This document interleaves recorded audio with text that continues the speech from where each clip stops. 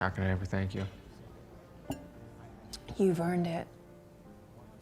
So, Cruel Intentions. I mean, when you sign up for a show like this, are you just like, how debaucherous is it going to get? And how much fun am I going to have doing that? Is that like a condition of signing on? Yeah, I think it is. Yeah, it is. That it's always fun to play these kinds of dreadful people. Yeah, and look, this story has been told and retold in different iterations for hundreds of years, literally, from the novel to the play, Les Liaisons Dangereuses, and the film. So it was exciting to have a new iteration of all those stories. And we were talking earlier about, the themes of power dynamics and manipulation and cruelty and sex and big, great, juicy thematic elements to this story, which is fun as an actor to dive into, and hopefully very fun for an audience to take the ride with us. So it helps that the show is so funny.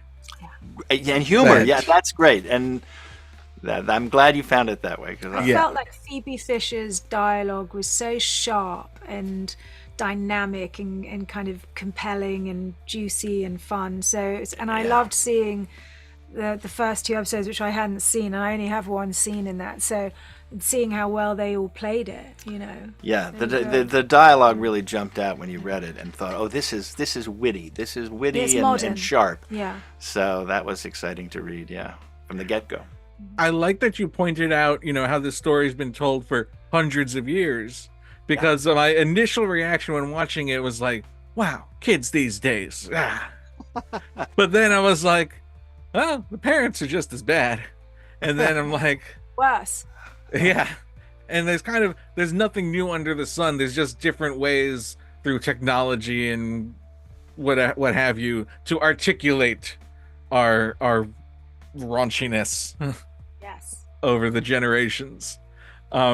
You talk a little bit about playing your characters who are older but not necessarily evolved from their children. Yeah, Claudia definitely is not evolved. I like that word. I'm going to keep that word.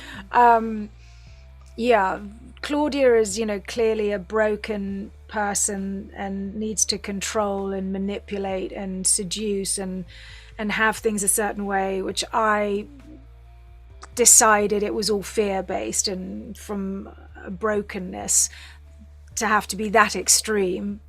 But I also felt that it was important to see why Caroline and why Lucian are the way they are, and it's because of Claudia. And I was fascinated by that fact that the congressman, I mean, he obviously throws his power around and is aware of his position and his financial contribution to the school and all that. But I thought he was very grounded in loving his son. I was fascinated by this father-son dynamic, even above and beyond all the politics, that father-son relationship, and to really see why Scott is how he is. I thought that was really that drew me to it, and I like the fact that it was surprising. I think you hopefully you sort of judge people and then you may be surprised by them, and that's exciting when that happens. Yeah, yours is definitely. Oh, sorry.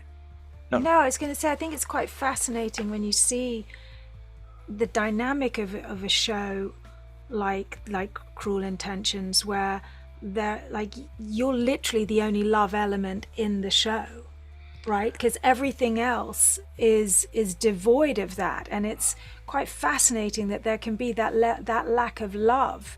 And so where does that come from? That can only come from brokenness. But then of course in this scenario, that's what makes it escapism and kind of fun. Like you say, everybody's just so dreadful.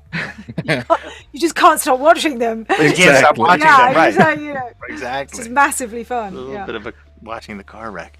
Well, thank you both so much. The show is fantastic. I'm a huge fan of both of you. John, I've seen every episode of The Closer and Major Crimes. So it's great to see you in this role. And I can't wait to see how you unravel in season 2. Whatever happens next, I'm in for it. Excellent. Nice to hear. I'm glad Thank you you. enjoyed it. Thank you. Last I checked, you were just the wife.